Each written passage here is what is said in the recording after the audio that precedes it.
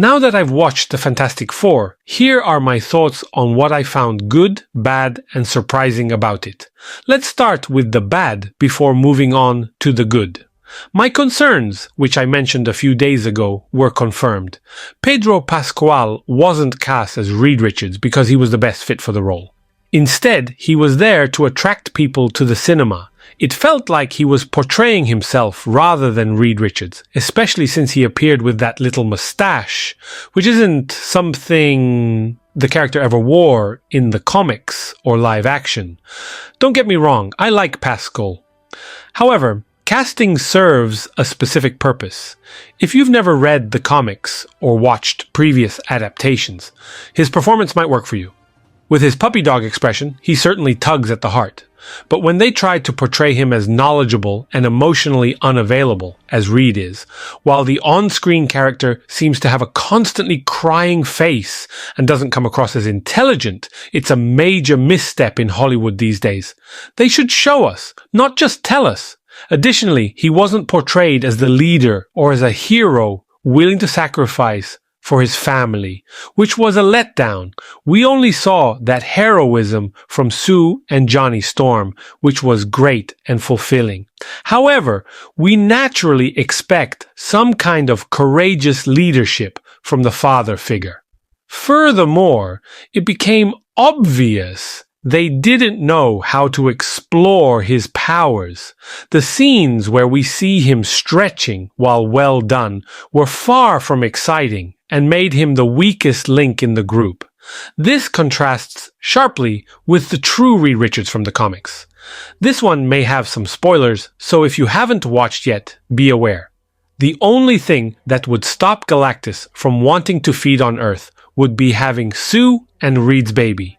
To anyone that read the comics, you know why that tiny baby is so important, then even a god like Galactus would want to swap a whole planet. But for your regular viewer could come across a bit lame. Yeah, the baby that barely show any superpower during the movie is special. But why his powers are that special? They never explained in the film, as not even his parents know yet.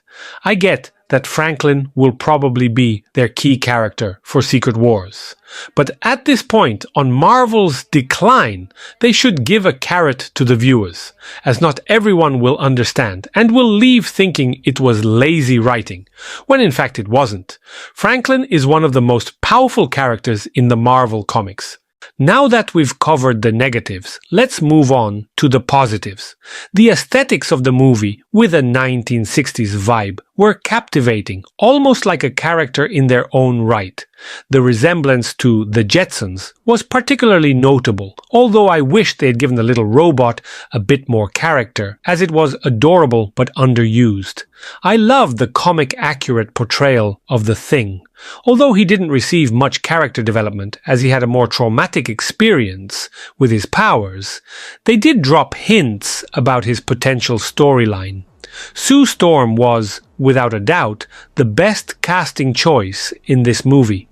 While she is beautiful in the comics, she's never just eye candy, unlike Jessica Alba's portrayal.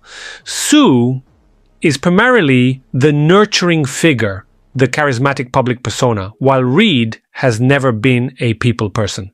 Vanessa Kirby, while gorgeous, was portrayed as a woman without losing her femininity. She exuded both attractiveness and emotional intelligence, convincingly selling the idea that they were a real family without forcing it. Galactus was another aspect I was cautiously optimistic about, and he did not disappoint. He created enough intrigue to make me eager to see more of him in the future. Now, for the surprising elements, Julia Garner had the challenging task of convincing us she wasn't just another race or gender swap character, which many are already tired of in Hollywood. I admit I was dreading this part, even though I know how talented Julia is, and that version of the Silver Surfer existed long before the current trend of inclusivity. However, by creating a romantic connection with Johnny, which made sense given the original surfer's attraction to Sue, it worked. While it may not have been groundbreaking, it provided some heartfelt and entertaining moments between the two characters. Speaking of surprises, Johnny also received a three-dimensional treatment. The rumors that he was turned into a soy boy were unfounded. He remains the comic relief, but isn't just a dim-witted womanizer anymore. If you ask me, he exhibits more intelligence and courage than Reed, which, as I mentioned, raises concerns for Reed's character. However, it makes Johnny a far more interesting character than any previous on-screen iterations. Overall, this movie is an amalgamation of the previous three films, combined with a touch of 1960s comic book accuracy. It retains some of the humor from the 2005 and 2007 films, while incorporating the seriousness of the 2015 movie. This blend resulted in characters that felt more relatable.